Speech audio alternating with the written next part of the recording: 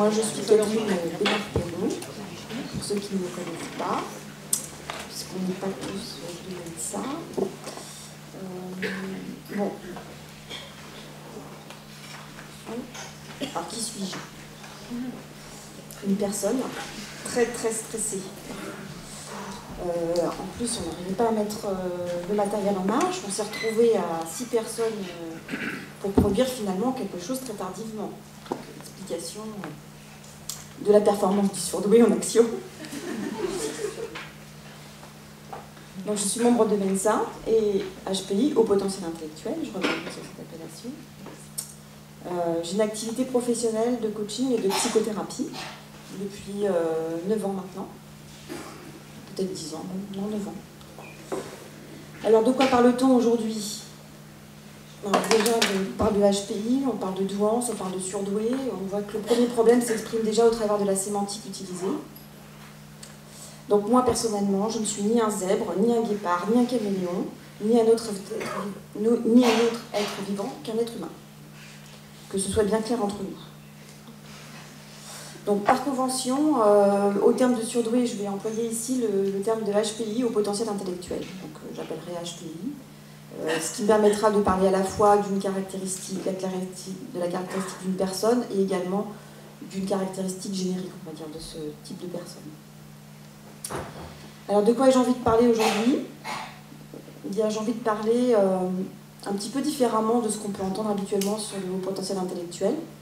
Donc, et montrer qu'on peut aussi le penser autrement, tout autrement. Ce qui m'a motivée, moi, à aborder la façon dont on pense le HPI, c'est la présentation qui en est faite dans tous les livres, toute la littérature qu'on peut avoir sur... Alors, bon, pour les enfants, je ne vais pas forcément en parler beaucoup aujourd'hui. Mes propos s'intéressent plutôt à l'adulte surdoué. Le premier livre très connu qui est sorti, c'était celui de Jeanne Sophachian, c'était en 2007, je crois bien, donc ça fait maintenant 5 ans. D'autres sont sortis également. Donc les plus connus, donc la liste non exhaustive dont je parlais tout à l'heure, on a le typé, donc Trop intelligent pour être heureux, de Jeanne Sophachian. Donc le typé, en fait, l'appellation n'est pas de moi, mais c'est ce qu'on peut trouver sur les forums de surdoué. Donc c'est vraiment un livre très très populaire. Il y a Différence et souffrance de l'adulte surdoué de Cécile Bost, que je connais bien par ailleurs. Il y a Apprendre à faire simple quand on est compliqué, de Monique de Guérédec. Et Je pense trop, comment maîtriser ce mental envahissant, de Christelle Petit-Colin. Il est un peu plus récent. Enfin, les deux derniers sont un peu plus récents. Mais ce sont des références qui circulent beaucoup parmi les personnes surdouées, et en dehors également. Et puis il y a l'article d'Ariel Ada, qui est plus ancien, qui moi était un article qui m'avait bouleversée quand je l'avais lu. C'était un article qui s'intitule Une indicible désolation intérieure.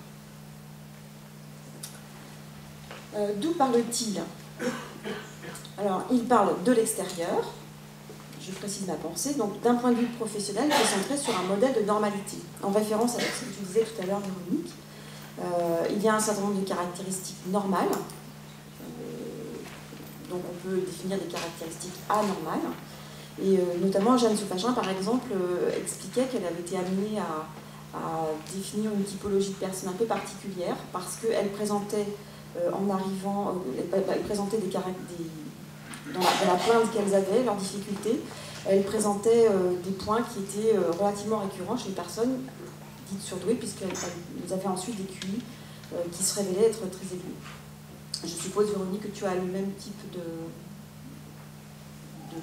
mode d'entraînement, de ce que tu expliquais tout à l'heure. Il y a le livre de Cécile Bost, qui parle plutôt de l'intérieur, par exemple, c'est un témoignage. Il y a des témoignages également de personnes surdouées qui témoignent sous pseudo dans son livre. Donc on est au plus près de l'expérience de la personne. Tiens, il y a une apostrophe qui ne devrait pas être là. Ça, c'est un peu agaçant. Et ce sont des témoignages qui sont, on le voit, donc je pensais un petit peu plus haut, peut-être qui sont assujettis à un référentiel normatif, c'est-à-dire qu'elles sont surdouées. On les qualifie de trop véloces, trop rapides, trop distantes, trop difficiles, trop expansives, trop introvertis. Voilà, en fait, on les définit toujours par rapport à un référentiel qui serait considéré comme normatif. Alors, ces livres, de quoi ou de qui parlent-ils? Ils parlent des personnes qui les consultent ou bien des personnes qu'elles sont, en fonction du bouquin dont il est question. Elles parlent de leur parcours, qui exprime en général une inadéquation à être normal, ou à se sentir normal, et ou à être perçu comme normal. Donc ça explicite ce que tu disais tout à l'heure. En fait, il y a tellement de choses à dire sur le sujet que finalement, il faut bien faire un choix, et c'est quelquefois faire un choix qui est difficile. Moi, j'ai choisi de vous parler des difficultés des adultes telles qu'elles se présentent à moi, quand elles viennent dans mon cabinet, et pour lesquelles ces personnes en général présentent des résonances avec ce qui se voit dans les livres, enfin ce qui se lit dans les livres. Donc elles arrivent souvent avec un sentiment de désolation intérieure, un sentiment d'échec, de défaillance, de nullité, d'exclusion. Ou bien elles évoquent un sentiment de marginalité, elles se demandent si elles ne sont pas folles, et elles se sentent totalement exclues, isolées. Une répétition là, c'est redondant. C'est pas...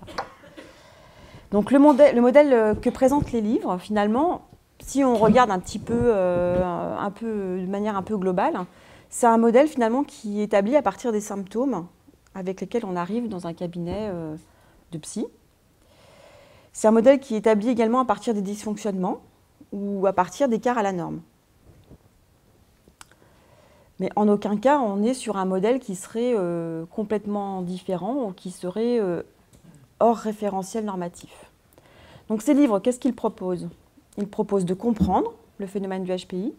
Ils proposent d'abord de donner une autre signification aux écarts par rapport à la normalité que celle d'une éventuelle pathologie, puisque on a vu tout à l'heure que le mauvais diagnostic était une possibilité très importante lorsqu'une personne consulte un psy, pour des problèmes de marginalité, folie, exclusion par exemple.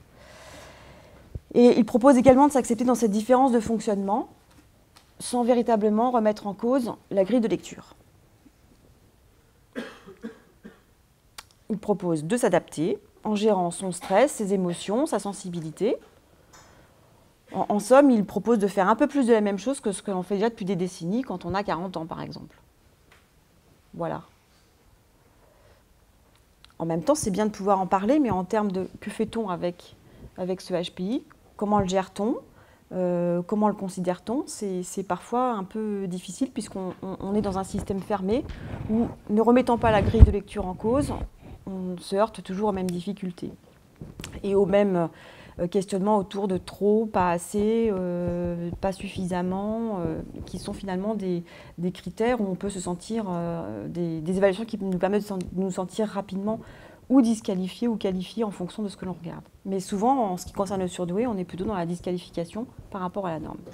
D'où le sentiment d'inadéquation dont on parlait tout à l'heure. Alors, mon point de vue, je le précise, c'est un point de vue qui n'engage que moi. C'est aussi ma façon d'aborder l'accompagnement de l'adulte surdoué. Alors, je prends des précautions oratoires là parce que, en fait, c'est pas tout ce que je vais vous présenter aujourd'hui. Ça va être un peu différent peut-être de ce dont vous avez l'habitude ou ce dont la littérature parle. Ce sont des positions qui ne sont pas toujours faciles à tenir pour moi. Donc, ce point de vue-là est fortement influencé par mon positionnement de thérapeute par ailleurs et de prise de position que j'ai fait par rapport à ce qu'on appelle la normalité et la norme également. Donc, je parle de ce point de vue dans un article, dans un livre qui s'appelle « Pistes narratives pour faire face au sentiment d'échec personnel ». Donc, c'est un livre collectif que j'ai co-dirigé avec Béatrice Dameron. C'est un livre qui est destiné aux professionnels de la relation d'aide. Donc, vous pouvez le trouver, mais comme on a mal négocié le contrat avec l'éditeur, il est épuisé. Mais c'est un livre très intéressant. Je pense qu'il vaudra très cher dans très peu de temps, finalement. Donc mon point de vue, c'est de se faire recruter, entre guillemets, j'expliquerai pourquoi je parle de recruter, ni par la normalité, ni par la normalité. C'est en premier lieu donc sortir du modèle de la normalité. On a vu tout à l'heure avec la courbe de QI qu'on avait des populations normales et des populations dites anormales. Donc c'est sortir du modèle de la référence de la normalité et ne pas rester enfermé dans le modèle de la normalité. on ne remet pas en cause cette grille de lecture puisque finalement, c'est une échelle qui est acceptée par tous implicitement. C'est-à-dire qu'être normal, c'est normal finalement. Et se sentir anormal, c'est normal de se sentir anormal quand on est anormal. Mais personne ne remet en cause le critère, le ou les critères. Et en deuxième lieu, c'est de sortir du nouveau modèle potentiel de conformité du surdoué, incompris et malheureux à vie. Donc, trop intelligent pour être heureux, dont je parlais, différences et souffrances d'adultes surdoués, comment faire simple quand on est compliqué. Enfin voilà, ça ne fait pas très envie quand même, quoi. Enfin moi, ça ne me fait pas très envie. Et je me suis dit que finalement, ça parlait peut-être d'un enfermement dans lequel on pouvait être mis quand on était surdoué. Et quelquefois, ça pouvait devenir une question, ça pouvait devenir quelque chose d'identitaire. Hein. C'est-à-dire, je vais revenir sur le détail aussi là-dessus, sur le détail de mon propos. Ça m'est arrivé de rencontrer des personnes sur des forums de surdoués qui avaient peur finalement qu'on remette en cause leur sensibilité ou leur façon ou leur souffrance parce que ça leur faisait, ça pouvait mettre en doute leur sourdouement ou leur surdon ou leur haut potentiel intellectuel. C'est vrai que quand on a trouvé une étiquette, c'est assez agréable finalement de pouvoir dire tiens, moi qui n'ai jamais trouvé de boîte à ma taille ou jamais trouvé de boîte où me sentir à l'aise, où me sentir entourée ou en présence d'autres personnes, il est vrai que c'est assez confortable de trouver une étiquette pour un temps et de se dire que voilà, je ne suis pas tout seul. Oui, mais la conformité, elle existe aussi au sein de la communauté HPI. Et donc, c'est ce contre quoi, en fait, moi, je travaille, pour chaque surdoué puisse trouver sa ou ses singularités, sans forcément se conformer à ce modèle du surdoué, là, qui ne peut exister que s'il est malheureux à vie. Donc, ça m'amène à penser autrement le haut potentiel intellectuel. Et j'aimerais bien que d'autres soient aussi amenés à penser autrement le haut potentiel intellectuel. Donc mon point de vue, c'est de... Alors les personnes qui viennent me consulter ont souvent un sentiment d'échec personnel qui est global. Et un de mes objectifs, c'est de leur permettre de sortir du sentiment d'échec personnel. Elles ne pourront pas se changer en tant que personne, elles ne peuvent pas changer leur neurobiologie, elles ne peuvent pas changer leur mode de fonctionnement. En revanche, elles peuvent changer leur relation à leur inadéquation. En réalité, alors moi j'ai employé le terme de normopensant. On se complète, Véronique. Donc, en réalité, le sentiment d'échec personnel, au potentiel intellectuel et normopensant, c'est un peu le même souci. Mais les normopensants ont réellement un problème aussi de relation à la norme et un sentiment d'échec personnel. J'ai donc les thérapeutes avec lesquels je travaille témoignent aussi du fait que dans leur cabinet, ils ont beaucoup de personnes qui viennent avec un sentiment d'échec personnel et toutes ne sont pas surdouées. La plupart du temps, ce sont des personnes qui ont un souci de normalité ou des personnes qui font tout pour être heureuses, qui ont des pratiques, qui font des régimes, qui suivent des formations, du développement personnel et qui pour autant n'arrivent pas à chasser une certaine souffrance de ne pas se sentir heureux et se posent une question en se demandant si elles sont bien normales de ne pas être heureuses compte tenu du fait qu'elles ont tout pour être heureux. Donc, vous voyez, au potentiel intellectuel et normopensant, le souci du rapport à la norme, il est toujours présent. Ce qui fait la différence entre les deux, c'est peut-être la mesure de l'écart à la norme. Pour un haut potentiel intellectuel avec une acuité particulièrement fine et précise, la mesure de l'écart à la norme, il va être jugé peut-être plus important que peut-être par un normopensant. Je ne sais pas. Il faudrait que je puisse faire témoigner d'autres personnes. Donc, penser autrement le haut potentiel intellectuel, qu'est-ce que ça veut dire? Alors, j'ai fait une citation d'Einstein, il y a beaucoup de citations qui courent sur le net. Hein. C'est Einstein, il a dit beaucoup de choses, cet homme, mais je ne sais pas si c'est vraiment de lui, mais moi, ça m'a bien plu. Donc, bon, c'est en anglais. Ça veut dire qu'en fait, on ne peut pas espérer résoudre des problèmes en les pensant de la façon dont on les a créés. Je ne sais pas si c'est clair pour tout le monde, c'est une traduction approximative, mais c'est là l'objet de mon propos. Donc penser autrement le HPI, ça veut dire aussi quitter définitivement le modèle de dysfonctionnement, le modèle du symptôme. Ça veut dire aussi accepter de quitter le modèle de dysfonctionnement et le modèle du symptôme, c'est accepter l'étiquette aussi de souffrance qui peut avec, car la souffrance n'est pas et ne doit pas devenir identitaire. Alors je ne sais pas si c'est clair pour tout le monde, ça, le fait que la souffrance puisse devenir identitaire, mais quand on a le livre « Différence et souffrance de l'adulte surdoué », on a l'impression que ça va véritablement ensemble, et que si on n'est pas souffrant, on ne peut pas être surdoué. Voilà. J'ajoute justement, en fait, tout dépend du contexte dans lequel on a été aussi, dans lequel on a grandi. Par exemple, on peut avoir été aussi avec des personnes qui avaient ces mêmes caractéristiques. Voilà. La personnalité fait beaucoup, les personnes qui ont accompagné, aussi enfants, peut faire que justement on n'est pas vraiment souffert, on a senti un peu de différence, de décalage, et puis il y a beaucoup de personnes surdouées qui vont très bien. Voilà. Oui, tout à fait. 30% à peu près, pour mettre un chiffre. Je ne vois pas. Oui, effectivement, sur ces 30%, on considère que ce sont des personnes qui ont évolué avec des personnes qui ont les mêmes singularités qu'elles. Par conséquent, leur relation, leur questionnement autour de est-ce que je suis normale ou pas normale, chez moi, tout le monde est comme ça. Donc voilà, dans la famille, on est comme ça. Dans toute la famille, on a été comme ça. Mes parents, mes grands-parents, mes cousins, mes cousines. Donc, et la plupart aussi ont pu réussir. Bon, on a bien un cousin là il a du mal, mais voilà, c'est juste une exception qui confirme le modèle, quoi, que tout va bien. Donc la souffrance, en fait, n'est pas et ne doit pas devenir identitaire, contrairement peut-être à ce que les titres des livres peuvent laisser penser. Mais on fait vite les raccourcis, hein, donc c'est pour ça que c'est important de le préciser. Donc quitter le modèle de dysfonctionnement, ça veut dire aussi changer sa relation à la normalité. La normalité par rapport à des critères de compétence et la relation à la norme. Alors à la norme, je le mettrai avec un grand N, c'est-à-dire qu'est-ce que la norme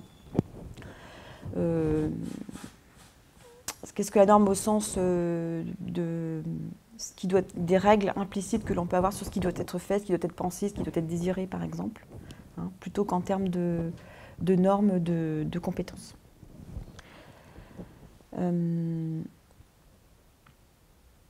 Donc en fait, ce que moi j'appelle la norme, enfin ce que je n'appelle, je ne suis pas la seule à l'appeler comme ça, mais ce qu'on appelle la norme avec un grand N, mais là il y a un petit N, hein, donc je vous propose de substituer une lettre capitale pour le N au petit n.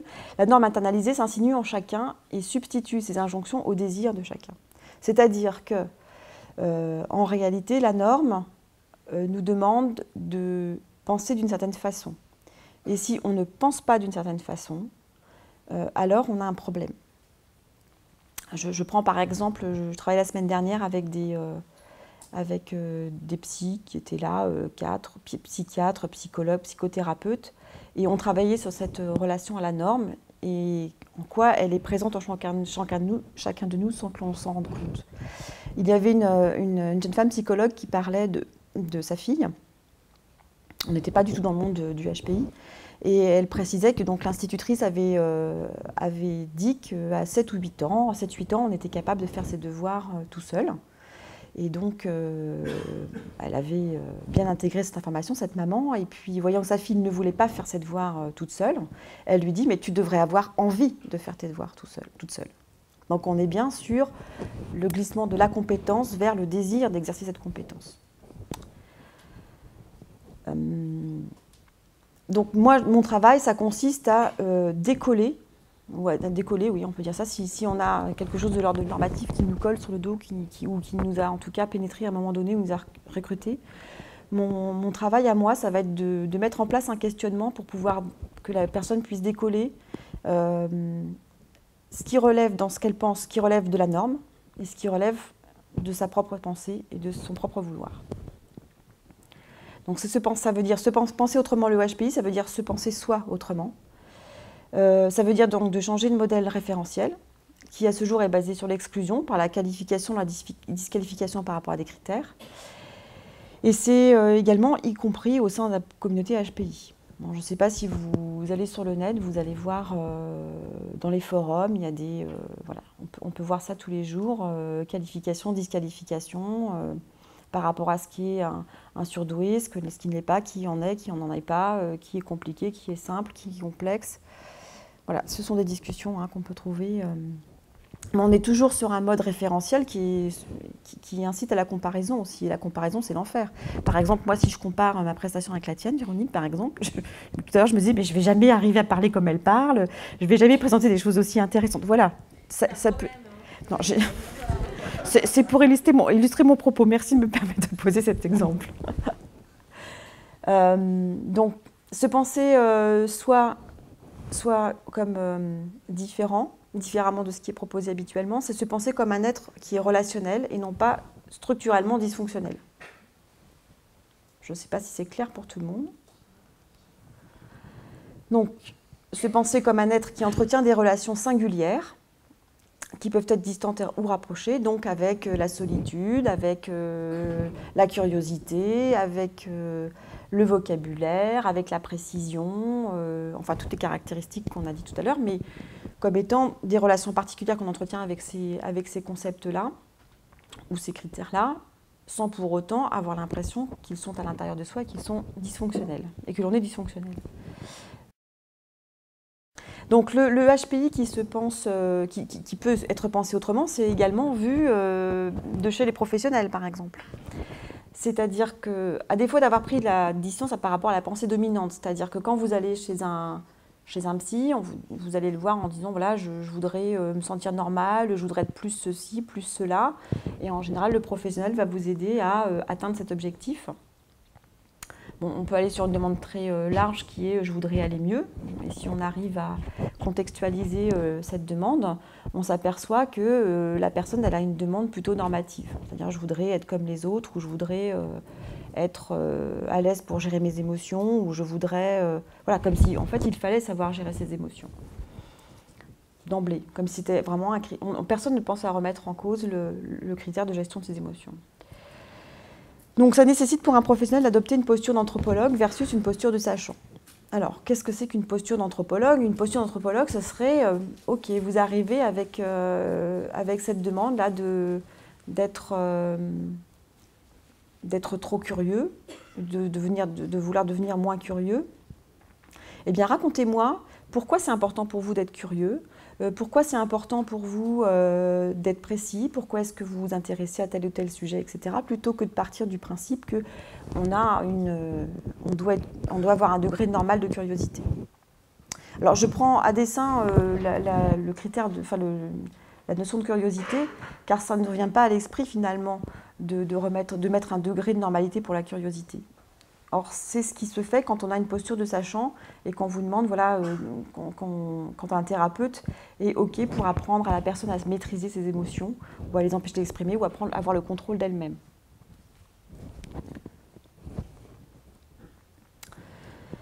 Qu'est-ce qu'on peut espérer avec cette démarche? Quels peuvent être les effets de penser autrement le HPI? Ça va d'emblée engendrer un changement de relation à la norme. On va donc se penser autrement qu'en termes de distance par rapport à la norme ou par rapport à la normalité. C'est-à-dire que les écarts demeurent si on les regarde, mais ils n'affectent plus la personne de manière aussi importante qu'ils le faisaient autrefois. Le sentiment d'inadéquation s'estompe, car la pertinence de la grille de lecture est remise en question. C'est-à-dire que je ne me pense plus en tant qu'être qui est plus ou moins que, je suis en contact avec mes singularités. Et mes relations particulières à la curiosité, à l'écologie, au monde des idées, à l'introversion, que sais-je, tout ce qu'on a vu ce soir, déjà ça fait pas mal. Et il est possible d'avoir un questionnement nouveau au sujet du vouloir. Alors qu'est-ce que le vouloir? Donc, mon désir est-il mon vouloir, ou bien m'est-il implicitement imposé par la norme au point de l'avoir fait mien? Alors, je ne sais pas si c'est clair, ça peut paraître paradoxal, mais est-ce que vouloir être heureux, oui, c'est important, mais je veux être heureux pourquoi? Ou être épanoui, par quoi ça passe? Et est-ce que l'épanouissement, tel que considéré par la norme, c'est vraiment celui dont j'ai envie pour moi? Ou est-ce que finalement, je ne me suis pas fait recruter par des idées qui me disent que pour être heureux, il est nécessaire de ça, ça, ça et ça?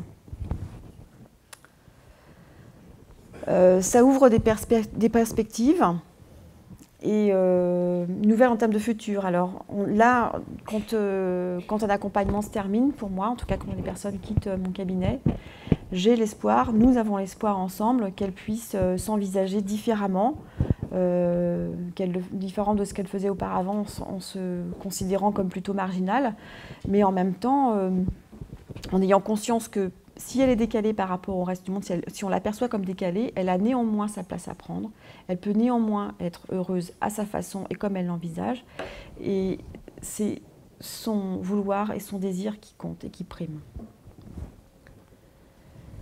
Donc les effets thérapeutiques de la prise de conscience d'avoir été recrutée à son insu par des idées dominantes, ça laisse la possibilité d'envisager des approches thérapeutiques dans un autre sens que celui de l'adaptation. Vous vous rappelez ce que j'ai dit tout à l'heure sur les livres, qui proposent en fait de faire un peu plus de la même chose, c'est-à-dire de s'adapter.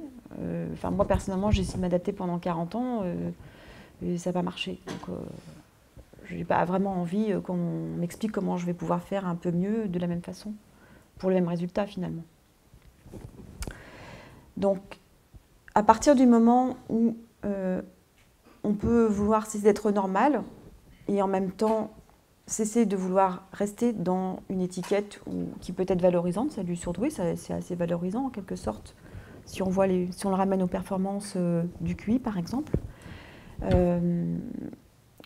Ça peut devenir rapidement enfermant parce que ça ne permet pas de s'approprier en fait les singularités du surdoué qui sont propres à chacun et que moi je peux proposer ou que d'autres praticiens qui ont cette approche peuvent permettre d'explorer. Et là on rejoint ce que tu disais tout à l'heure sur le fait qu'en fait pas un surdoué ne ressemble à un autre.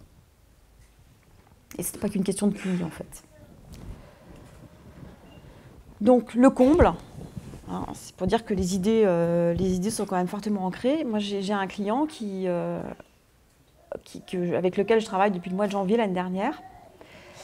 Il est très assidu, on se voit très très régulièrement depuis ce moment-là. Donc il m'a dit, vous savez, moi c'est du lourd, donc on a fait comme avec du lourd et on a travaillé assidûment. Et de son point de vue, il a beaucoup changé sa vision, il a fait énormément de progrès, il est beaucoup moins en souffrance. Et il me dit, j'ai repris les bouquins là sur les HPI. Il dit, mais finalement, je pense que j'en suis pas un. J'ai pas du tout ces problèmes-là. Donc, pour moi, c'est un comble, c'est-à-dire qu'en fait, ça valide bien l'hypothèse que le modèle tel que présenté peut être enfermant. Puisque cette personne est HPI, mais finalement met en doute cette singularité-là parce que les bouquins ne lui présentent plus qu'une vision de dysfonctionnement et de souffrance. Comme la souffrance disparaît, il n'est donc pas HPI. Vous voyez le lien, ce que je faisais tout à l'heure, entre souffrance et identitaire. Voilà, c'est le temps des conclusions. Donc, c'était un défi pour moi de vous présenter ce point de vue que j'ai du potentiel intellectuel, car il est un peu décalé.